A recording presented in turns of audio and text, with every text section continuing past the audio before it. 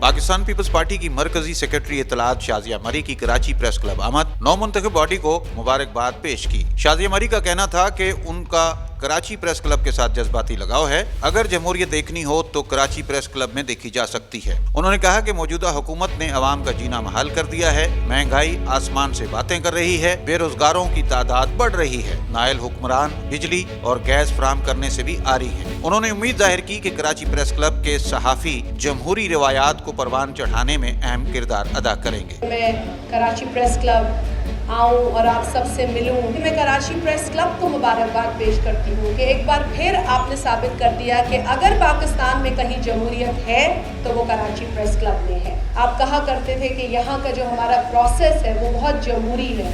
हम एक दूसरे के साथ बात करते हैं, मिलते हैं, बैठते हैं, खाने खाते हैं और एक दूसरे के आगे ही इलेक्शन लड़ते हैं, लेकिन हम उन नताइज का एहतराम करते हैं जो उस प्रोसेस के नतीजे में हमारे सामने आते हैं।